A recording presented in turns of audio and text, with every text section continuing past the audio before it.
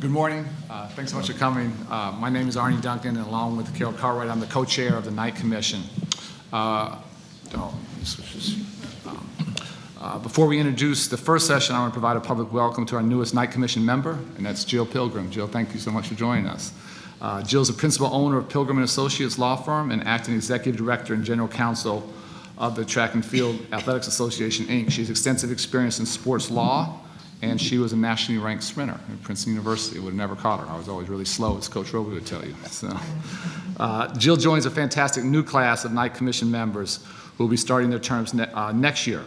Pamela Bernard, the Vice President and General Counsel at Duke University, Eric Barron, President of Penn State University, and Michael Crow, who's in his 16th year as President of Arizona State University, and Jacques McClendon, a former NFL offensive lineman and academic all-SEC player at Tennessee, who is Director of Player Engagement for the Los Angeles Rams.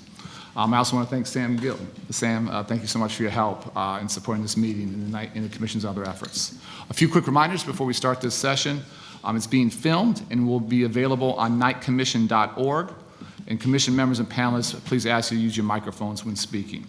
And we're pleased to have media and others here to listen to these discussions, and following the conclusion of each session, there'll be an opportunity for media to talk with our panelists. During this session, we'll hear about USA Basketball's role in a number of programs that impact high school and college basketball players, and really appreciate you expanding your role in that space. We're fortunate to have the Brain Trust, the USA Basketball leadership team, with us today. Their extensive bios and accomplishments for these panelists are provided in the meeting materials. So I'll just do a brief introduction now, and you can read their bios. Jim Tooley, Chief Executive Officer, USA Basketball. Jim, great to see you again. Sean Ford, Director, Men's National Team, USA Basketball. Jay Demings, Youth Division Director, USA Basketball. And Whitney Frye, Director, Sports Safe, USA Basketball. Jim, we'll turn it over to you. Thank you so much. Thank you very much, Arnie. It's a pleasure to be with you all this morning, and appreciate the opportunity to share some insights about USA Basketball. Full disclosure, we did not plan on wearing all yellow ties. So it was just good that we're thinking like-minded today. I'll walk us through a couple of key points here. If you could change the slide here. I'm going to give a brief organizational overview and then turn it over to Whitney and Jay to talk athlete protection, SafeSport, and our coach licensing. And then we're going to finish up talking about USA Basketball and our role with the recommendations that came out from the Commission on College Basketball. So first, I'd like to start. USA Basketball, we are the national governing body for the sport. We were enacted in 1978 as part of the Olympic Charter that was handed out.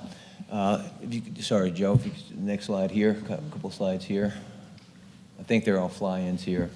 We are based in Colorado Springs. We're a nonprofit national governing body. We are responsible for serving as the NGB for basketball in this country. We report up to both FIBA, the International Basketball Federation, and the U.S. Olympic Committee.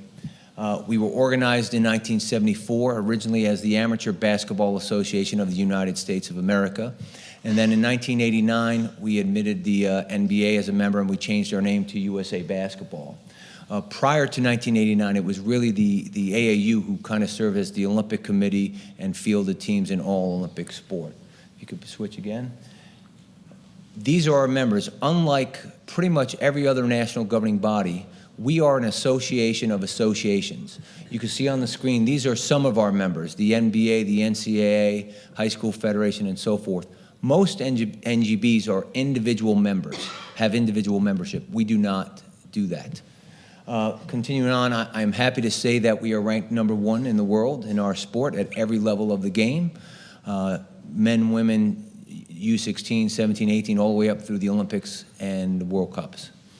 Moving on here, this is our mission statement.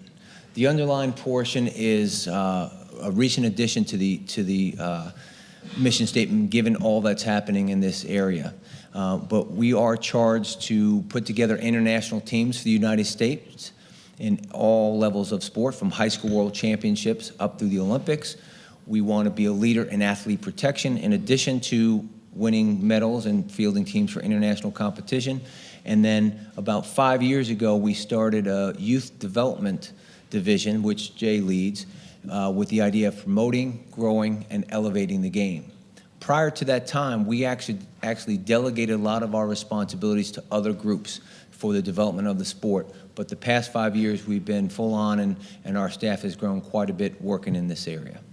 So if you switch one more time, I'll turn it over now to Whitney to talk a little bit about what we're doing with athlete protection, SafeSport, and then Jay will touch on coach licensing. Okay, good morning.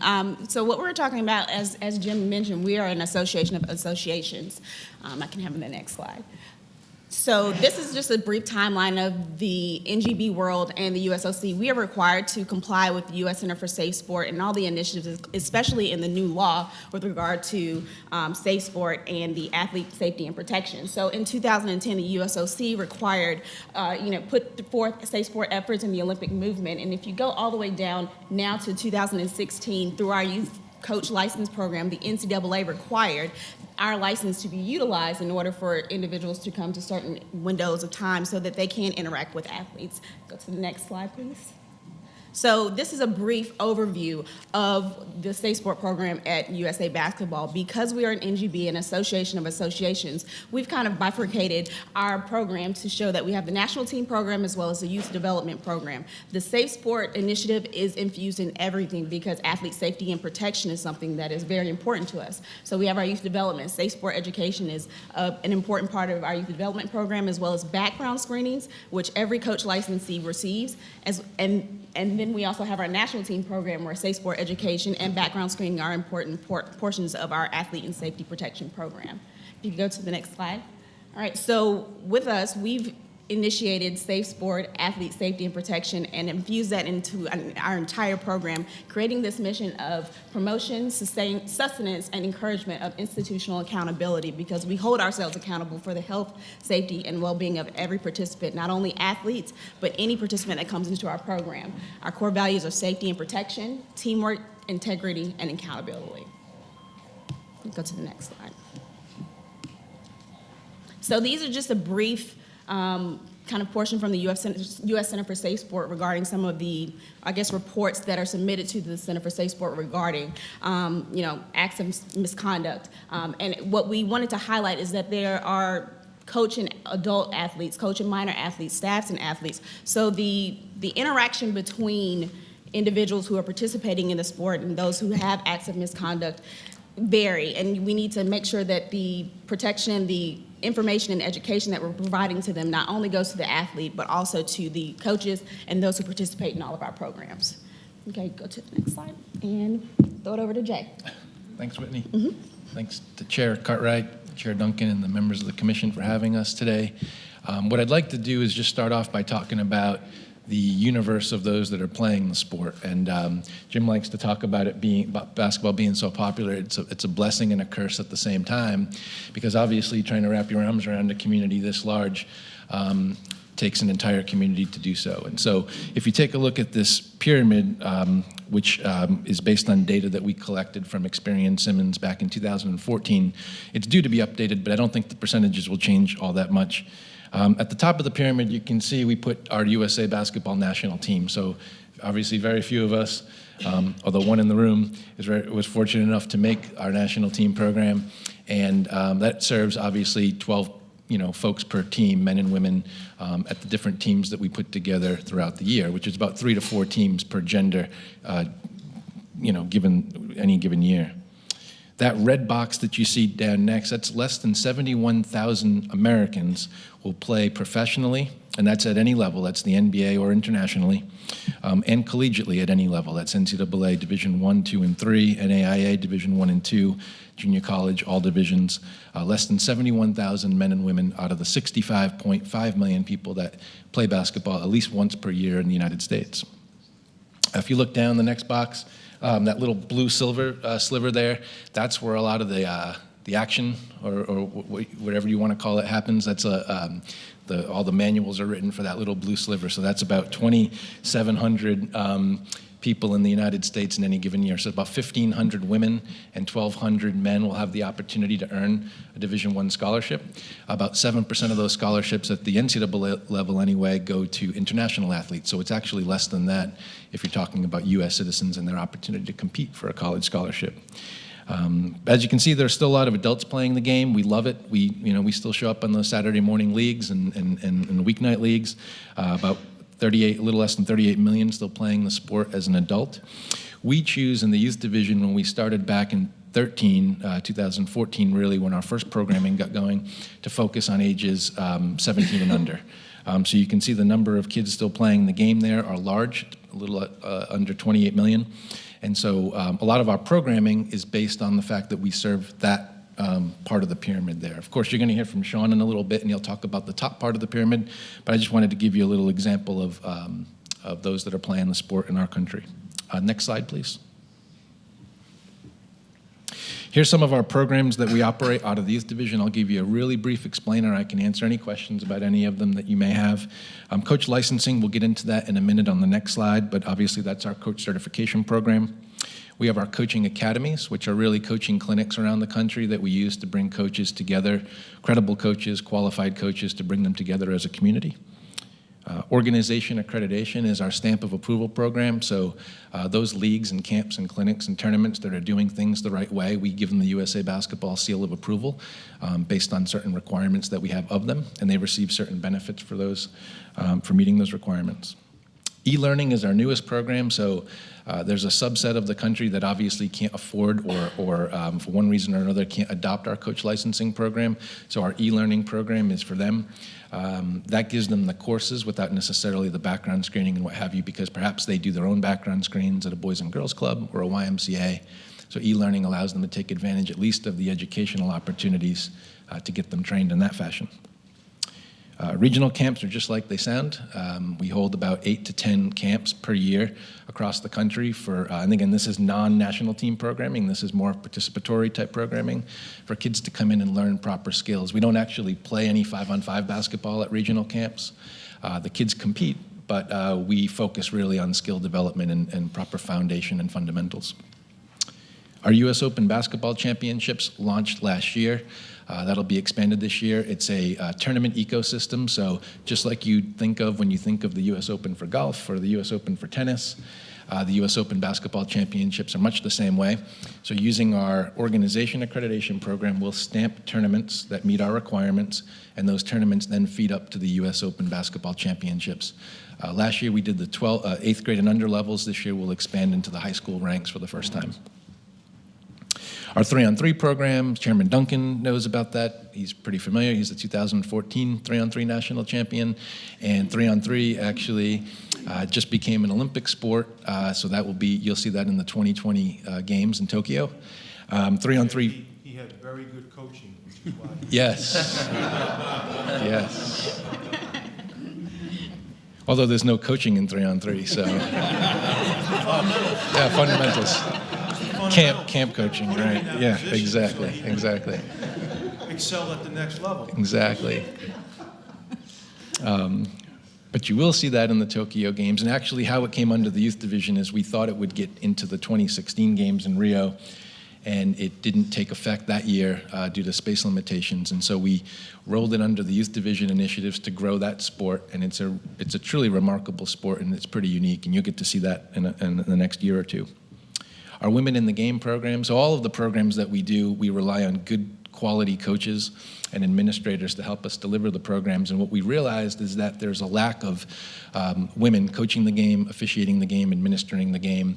And so our Women in the Game program is, we hold 2 conferences a year to encourage more women to get involved, not just in the coaching realm of the sport, but also in how to become an administrator or an official, and then also not just in women's basketball, but how they can become involved in all levels of the sport.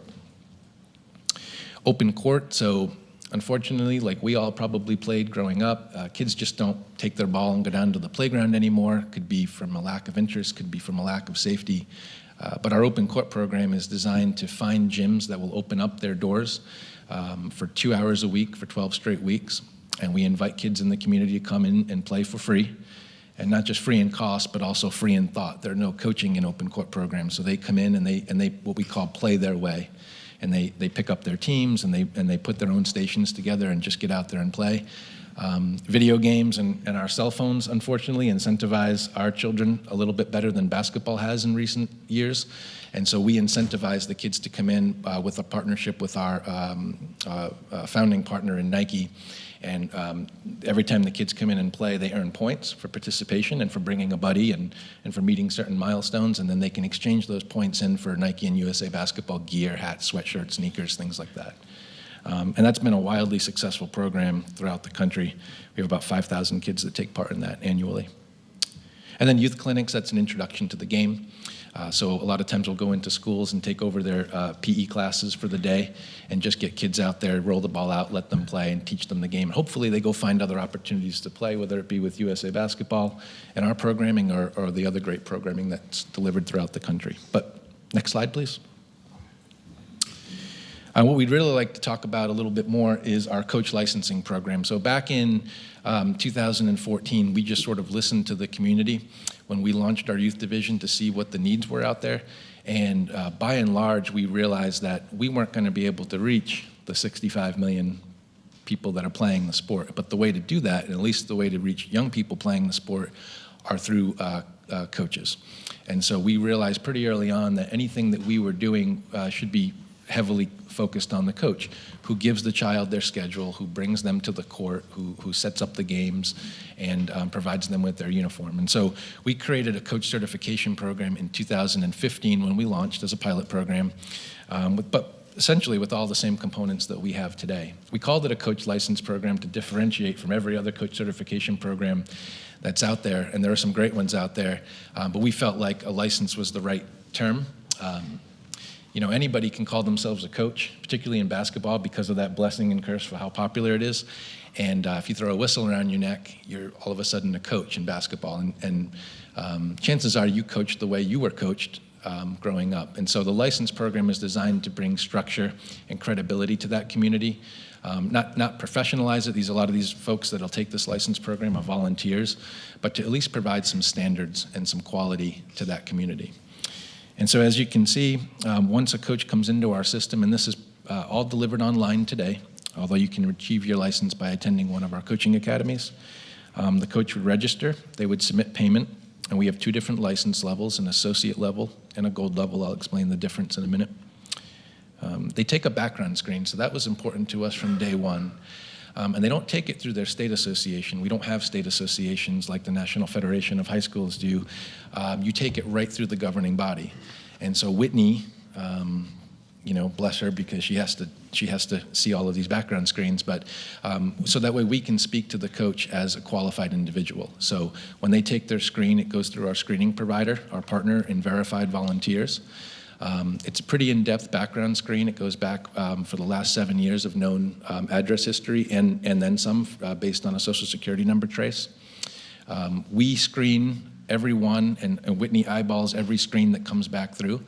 If you're clear, obviously, and you've had nothing on your criminal background screen, you're automatically cleared. But if you have anything as much as a speeding ticket, Whitney looks at that against our disqualifying criteria, which is fairly strict, but it also has some forgiving incidences as well. And Whitney can get into that later if you'd like. But then we'll check off whether or not that coach is eligible to meet USA Basketball's criteria. And so anybody adopting this license program has to adopt our disqualifying criteria as well. And that's all on our site, so everybody knows that when they come into the system. And I'll show you some statistics around that in a second. And then the other important part of this is that it updates every 30 days automatically. So gone are the days where you take one background screen, even in some of our school systems, and you're good for the next 2 decades. We get reports every 30 days should something egregious happen within that time frame.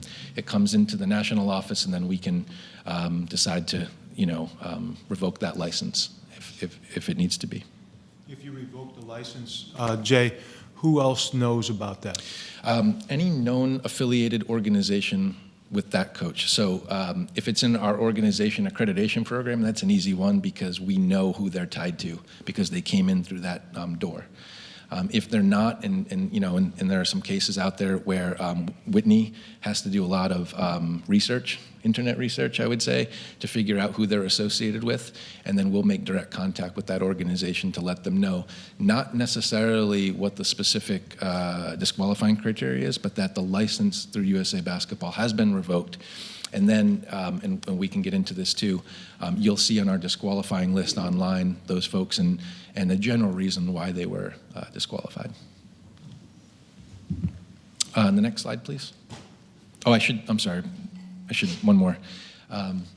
The course element to it too is a big one. So I mentioned earlier about the e-learning plan, which is essentially extracting the courses out of the license program. So there are two different levels of licensing, as I mentioned. So there's the gold level license, which is our higher level, and for that you take 3 courses. You take a youth development course, which really isn't like basketball centric. It's just about how to communicate with young people, how to communicate with their families, how to teach them concepts of the sport and not necessarily strategy and X's and O's. So it's really sport agnostic, and anybody could take that course to work with young people. It's fairly broad on purpose because we serve a pretty broad coaching community. The second sport is our SafeSport course, and that's delivered via the United States Olympic Committee's movement and the United States Center for SafeSport up in Denver. But again, we redirect to their site, and then you would take that course. You would get a check mark for completing that course. Right now it's every 2 years, but you'll have to take a refresher course going forward every year for that. So every other year you would take the full course and then the refresher course. And then the third course that you would take is a course that was co-developed between the National Federation of High Schools and the NCAA, and that's the NCAA's eligibility course to keep college athletes eligible. A lot of the coaches that we serve, as forementioned by Whitney, coach in that club basketball community, that recruiting basketball community, so it behooves them to have some education and training about what it takes to keep their athletes eligible should they wish to go on to the NCAA level of play. So those are the 3 courses for the gold license. The associate level license is all the same components, but minus the NCAA eligibility course, because that license isn't adopted by the NCAA. That's more for your YMCA coach, your recreation level coach. So there's not as much of a need for them to take that. But they can upgrade. They can go to the gold license if they'd like. The gold license program, and I didn't put it up here, comes with a few more benefits: coaching education, resources, online videos. We film all of our coaching academies, so all the coaches get access to those. But all the licenses come with full insurance for the year, and that covers the coach from a general liability standpoint up to $1 million per occurrence for any activity, for any basketball-related activity that they happen to be taking part in. Okay, next slide, please. And then the last slide I have here is just our coach licensing data. So you can see it's a seasonal license, so and that's on purpose. It starts every year on September 1 and it expires on August 31, which really mirrors the academic year for the most part, which most of our teams in the United States are assembled by grade. So we felt that it was important to keep the license in line with the academic year.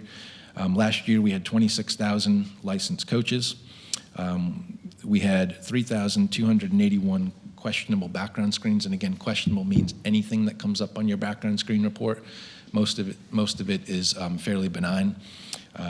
But we did deny 288 coaches based on our disqualifying criteria and or a SafeSport violation of SafeSport's policies, which is again designed to protect children from sexual and physical abuse. So 24 of those were submitted to the United States Center for SafeSport because they rose to that level.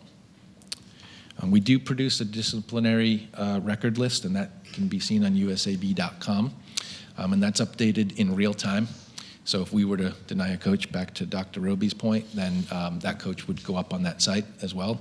Likewise, if we were to reinstate a coach, they would come off of that site and or we would put up their reinstatement date. So that's a little bit about our program. So I'll turn it back over to Jim. Thanks, Jay. I do want to emphasize the most important number on that slide is the 288 names that were denied. We're seeing more and more of that with the thorough work that Whitney's doing in terms of finding out things about some savory characters that shouldn't be involved in the sport. This isn't a catch-all. We're not getting every bad actor, but it's a step, it's a standard.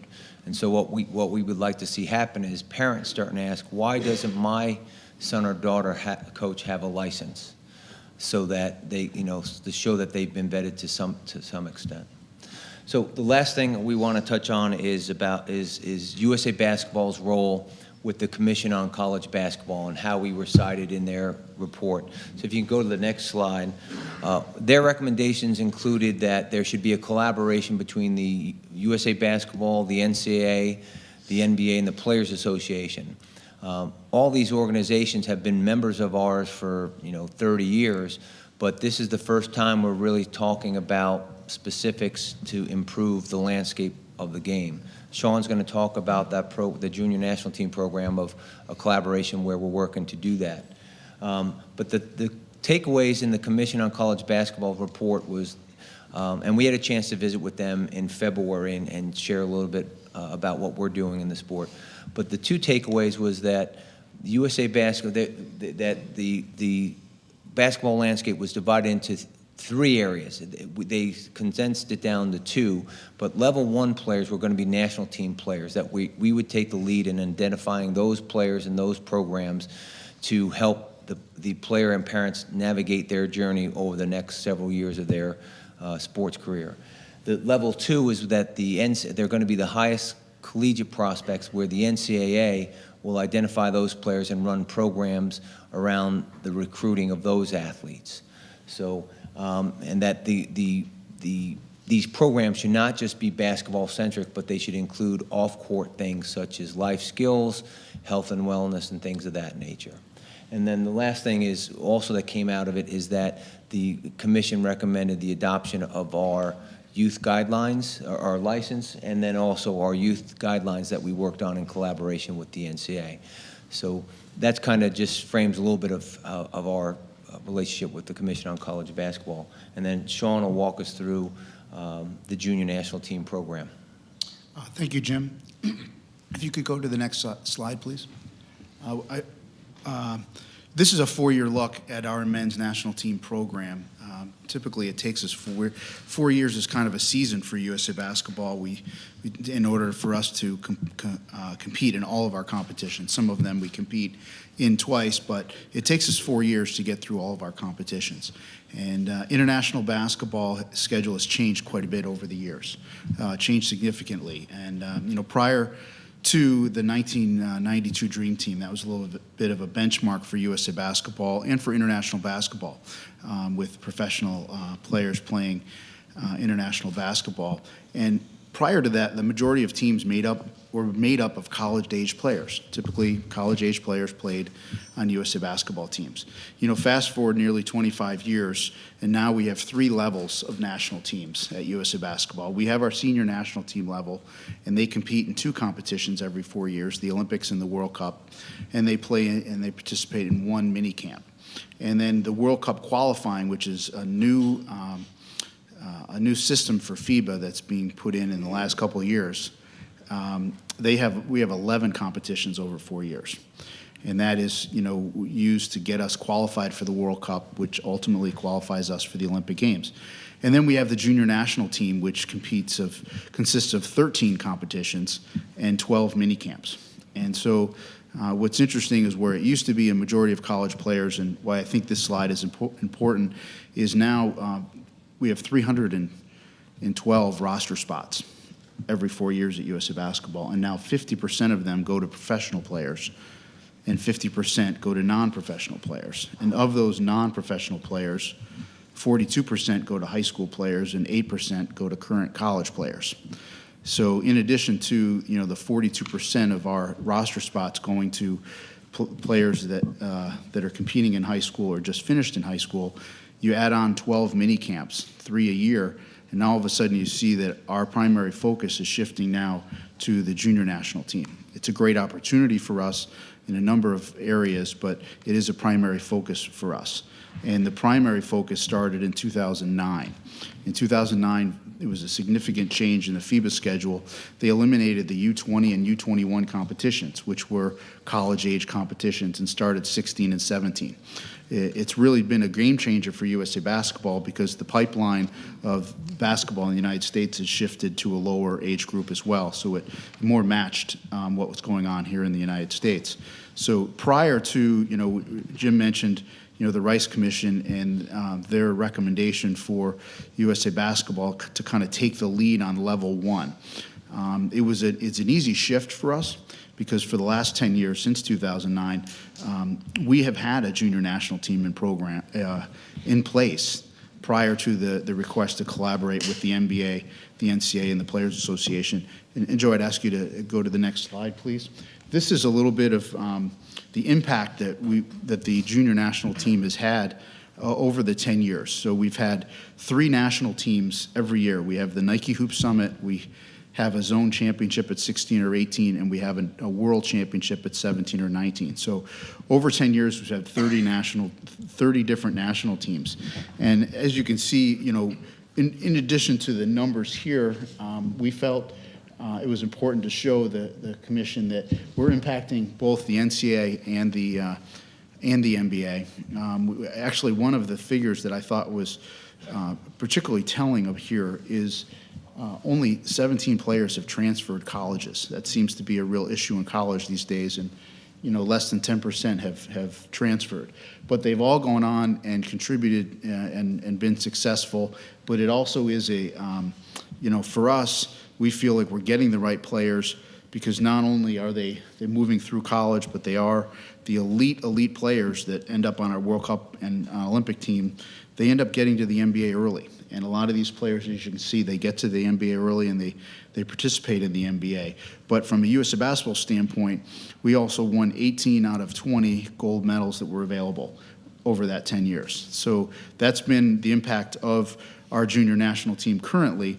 But now with the expanded version, the Rice Commission has asked us to expand, and we've done that in several ways. I'd ask you to go to the next slide. There's a lot of information in this slide, but I just thought it was important, and if people have a chance to look at this again after the meeting, we expanded in the number of players and the number of competitions and the number of camps. We're now just not training players for an immediate competition. We're not just training players in October and June for a competition in June. Now we're grabbing, and grabbing's not the right word, we're identifying 20 to 25 of the best high school players in all 4 grades. And so we're having between 80 and 90 players that would compete 3 times a year in an elite mini camp, but then they would also be at other camps where we would choose 12 players to represent us internationally.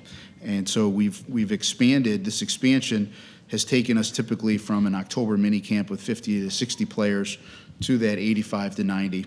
And we've added 2 more mini camps. So every October, April, and July, we'll have a camp for elite players. And part of the other expansion, if you could go to the next slide, this takes you a little bit through our thought process of seeing the current high school player and their calendar and how they move, from season to season.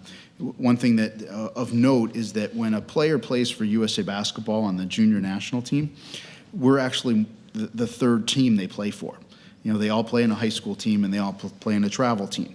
So we're kind of the 3rd team, but we try not to take up too much of space within the calendar of basketball, but we focused with the NBA and the Ncaa and the Players Association to focus in 3 areas: expanding the basketball and getting better at the basketball, health and wellness, which was a little bit of a newer initiative for us, and life skills. So the basketball, we're focusing on teaching, and we're focusing on advanced basketball. These players are very, very talented. They have unique body types, and it's very easy to identify them at a very early age because of their skill level. And we want to teach them the game because oftentimes they are successful at the game of basketball more because of their ability than thinking the game, and we want to get them to try to think the game a little bit. The health and wellness has been an incredible thing. In addition to trying to improve our immediate care when the athletes are with us, we're providing year-round support for those players and their families. We're providing in-person and year-round education, year-round injury consultation, and we've hired a director of health and wellness who's had over 30 years experience in the NBA, and we're very happy to have him. And I think we're just tipping, just starting there, what we're going to be able to do. The life skills area, this is the primary collaboration between the NBA, the NBA-PA, and the Ncaa. In addition to in-person life skills sessions, we also have online e-learning courses for the players that is a requirement, month by month for them to participate in the program. The primary focus is on education, educating the players and their families of what they'll need to make educated decisions as they go through their basketball career and decide what's next after college or after high school. The Ncaa his primary focus is on the Ncaa Eligibility Center. During the October minicamp earlier this month, all 88 players and their parents registered for the Ncaa Eligibility Center and learned about the Eligibility Center and rules education that would apply to them in terms of being elite athletes and what to look out for. We have also had some mental health experts come in and talk to the players and a lot of relative information for them. The NBA and the Players Association are working together to try to bring some of the same elements that they do at the rookie transition program. A little bit lower level for these high school kids, but very relevant. But probably one of the better things about the life skills portion is that we're having a parent education as well. We're once a year, and we did this in October, we flew one parent in. And often, what happened is the parents, both of them came to the mini camp, and they were there the whole weekend, and we had sessions with them. We brought in former players. We brought in the parents of former national team players to talk to them and to educate them. And actually more, it's almost in a way, it's to educate ourselves as to what help do they need. We're much better off asking them what help they need and what some of their questions are. And, what was great is a lot of their questions were about the Eligibility Center and about, what they need to do to take care of business early on in their high school career. So that's kind of a little bit of the next slide is kind of what we show to our athletes is kind of the pathway for USA Basketball. We are the one organization that if you're an elite basketball player, we can be with you at every step of the way in your basketball career. In closing, what we as a staff and anyone's involved in the junior national team program, what we talk about is our goal is to create good habits and help people make good decisions based on those habits. That's really on and off the court what we're going to try to do with these young players. Thank you, Sean. That concludes our report. Thank you so much. Let's open up for some questions. First of all, I'm really disappointed I'm not in any of those pictures. For like 16 years in USA basketball. But the thing that really is fascinating to me about what you're doing is the coaching aspect of it. Because, coaches play such a huge role in our lives. I mean, in the 4 years of college, the guy I interacted with the most, the guy I remember the most is my coach. And for our youth, this is a big challenge, and I don't think we do a very good job in the United States of giving coaches a good training path, especially the younger coaches. And that's an area I'd really like to see, more of a focus in. And I see you guys have set up a really nice system of standards, which I think needs to be adopted, more widely. But it's such a critical interaction, and coaching is more than about imparting skills. It's about developing character. Right? It's about shaping people's lives. And I know from interacting with the AAU teams and the AAU clubs that one of their biggest challenges is finding good coaches and qualified coaches to really interact with the youth. So, at a college level, we're concerned with setting standards for our coaches and certification, continuing coaching development and other things. And so that's one area, and I don't know that this is so much a question, but it's a commentary on what you're doing. I really appreciate the work that you're doing in setting the standards for coaches. It's alarmingly low, the standard we have for not only youth coaches, but college coaches. So I would say, please push forward in that respect. and help us think through how we can build a higher standard for college coaches in their skill set, in their development, in helping our young athletes get to be better people. So thank you for your work there. So, in thinking about leaning on you a lot to help us think about exactly what David said and coach readiness and certification, what has been the general feedback of coaches over the years who've engaged in your training? Where have you felt the need to improve, or where have you felt the greatest success in the training programs as it might relate to how we would train collegiate coaches or licensed collegiate coaches? I think generally it's been received very well. There's a lot of youth coaches that like having a touch point with the national governing body because they would never get a chance of coaching the Olympic team or a national team. So this is a touch point, a connection, which the great majority take with great pride. Jay, I knew about some more specifics in terms of things, some of the detriments. Yeah. When we first put this program our program together, and David, thank you so much for that. It's a foundation. We can always add more to it. And but to wrap our arms around a community that we haven't really been in 40 years, you have to do it in a way that has basic standards and it's adoptable by all at first. And so I think there are 3 reasons why people come to us for coaching certification licensing. One, they remember when David played, and they just want to wear our logo and be affiliated, like Jim said. 2, they actually enjoy the resources and the tools that we're providing, and I think if you get into it, and we obviously can't today, but if we could get into it, I think they are very valuable. The insurance piece alone, but also the education and training.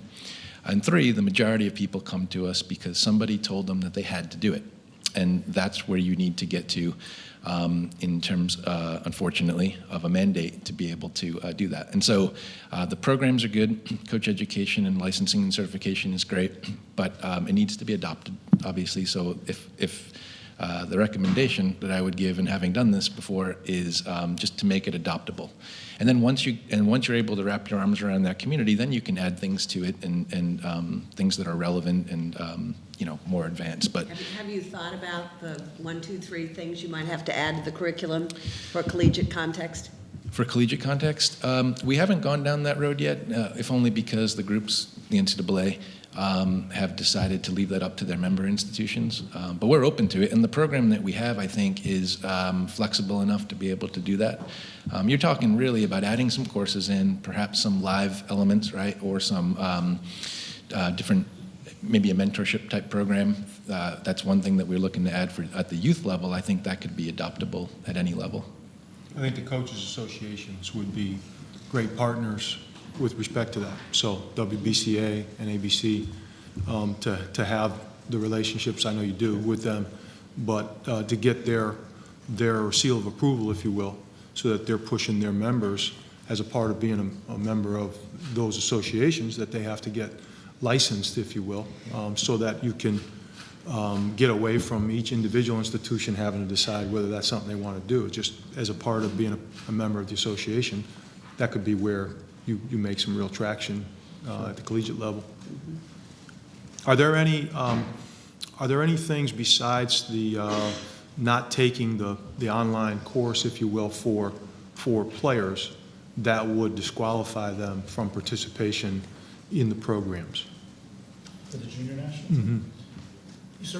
Certainly. I don't know that, at this point it's in its infancy, and it's not a list of criteria that are, in print, but, we try to evaluate the character, the background, some things that, may have gone on in their lives, some bad decisions that they may have made. So, we're pretty careful. We try to be, because of, it's an honor to represent your country. It's an honor to wear the uniform, and I think you have to have people who have a high level of character and standard to be involved in that. So, some of it also is we have these kids at such a young age, 14, 15, 16-year-olds. So, we also try to see if we can help them make decisions and be part of, who they become, as opposed to, just flat out, judging them on one incident as well. So there's a balance there. It really is, and we try to get to know the players and build their trust and help them make good decisions. But there has to be, some sort of standard that's in place, whether it's academically or has to do with their actions as well. Going back to the data for a minute, of the 26,000 coaches that we license, about 5,000 come through organically. 21,000 are being told they have to go there, and that's essentially the group. The Ncaa requires all the coaches that act in certified events, they have to get the license. But Ncaa coaches do not have to get the license. And the challenging part there is that if somebody has an issue, do we adjudicate that issue? Or does the school, does the Ncaa? If they come for a USA basketball coach license and there's an issue of sexual misconduct, the Center for SafeSport has to adjudicate it. So we're not in that process. The university wouldn't be in that process, nor would the Ncaa. So we have to figure out how to navigate that to expand such standards. Scott? Yeah, I wonder if you'd comment on two things. First of all, your comments on the Rice Commission and the report and whether it, in your mind, addresses the issues that we are confronting in NCAA basketball. And secondly, are there some things that you would have suggested to the Knight Commission, or you would suggest to, the Rice Commission, or you would suggest to us about what we could do above and beyond what was in the Rice Commission to once again get NCAA basketball Division I in the right place? I'll take that. I think it's a work in progress. We're just starting to implement the expanded junior national team program and working in the level 1 space, if you will. This summer in 2019, the Ncaa is going to have recruiting camps the third week in July that addresses the level 2 players, if you will. The NFHS is working on the scholastic stuff in June. I know enforcement is working on tightening down the rules and whatnot. So it's all a work in progress. I think the Commission on College Basketball was pretty thorough. It's now a matter of implementing all those things and then evaluating after all those things are happening if, where does that put the sport. But were there some things that perhaps you yourself would suggest that we go above and beyond the Rice Commission? We gave some suggestions to the Rice Commission that went a little deeper. I think the recruiting aspect needs to be focused on a lot. It's going to be interesting in July to see at the Ncaa camps whether or not the players that are the subject of all this attend those camps and stuff. But I have to be, I don't want to speak out of turn given this is being aired publicly and share some of the things we had told the Rice Commission that they didn't adopt. So, but I'd be happy to speak a little bit more about that offline. Maybe a final question. You guys brought in the top, 80, 100 high school players recently and their parents, which I think is a great idea. What do you learn from that? What do parents want? What do they need? What do those young players want and need? I think the players, it's amazing to me the different levels that they are, although they're all in high school. They have different, they're in such different levels. We had 30 kids who hadn't played in a high school basketball game yet.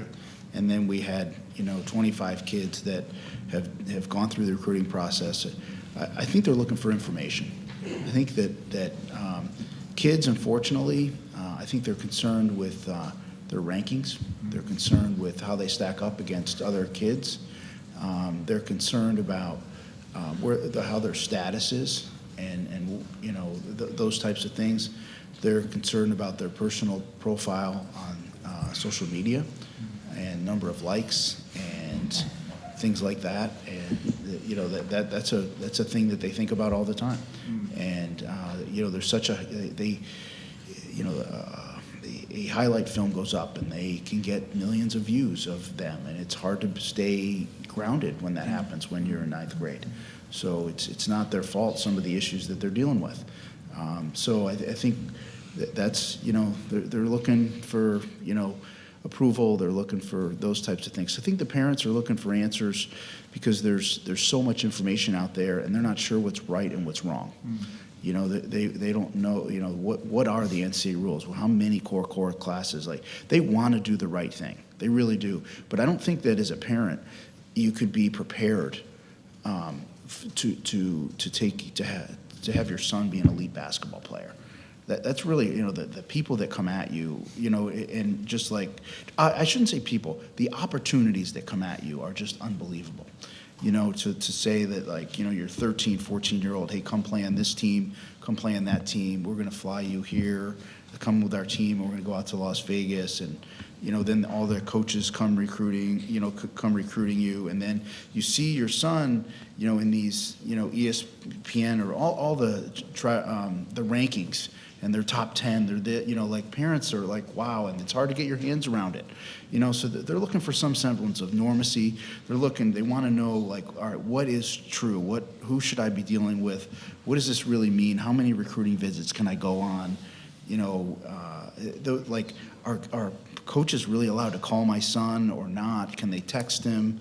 What are, you know, those types of things. And now with the Rice Commission and things are out there, and it's good. It's all moving in a direction, but, you know, can I have an agent? You know, am I allowed to have an agent? Are they allowed to advise me? You know, those things are real, and they're questions, and, you know, parents, you know, they're unsure, you know, so they're just looking for someone that they can trust, someone that they can go to that would try to have almost all the answers to the questions that they would have. Yeah, I think just one final question to clarify really for Jay and Whitney.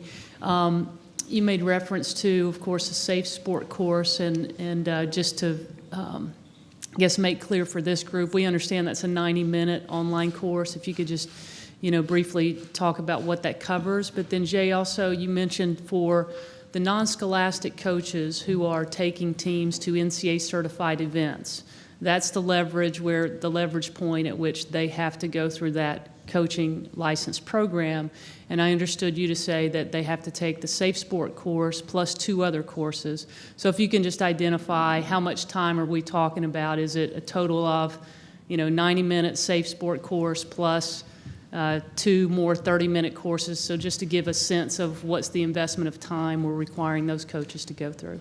So the Center for SafeSport is the entity that houses the SafeSport courses. There are actually 3 courses. It used to be one 90-minute course.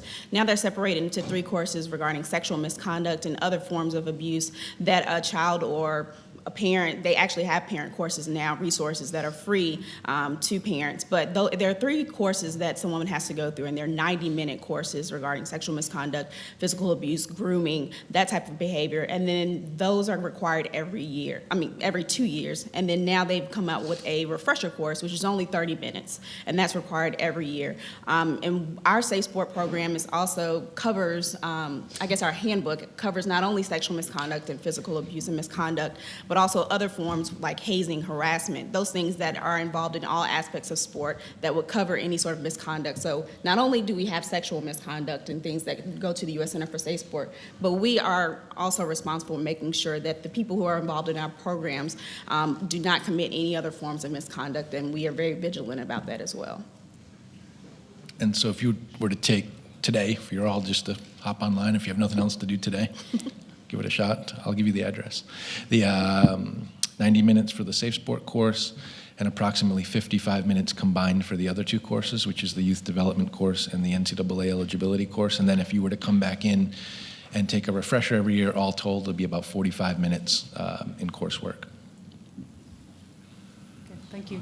Thank you so much. I just want to close by thanking all of you for coming today, and maybe just echo David's sentiment that thank you for the leadership you're providing in a space that needs some real leadership and guidance. So thanks for the hard work. We'll take a 5-minute break, and we'll come back at 10 o'clock.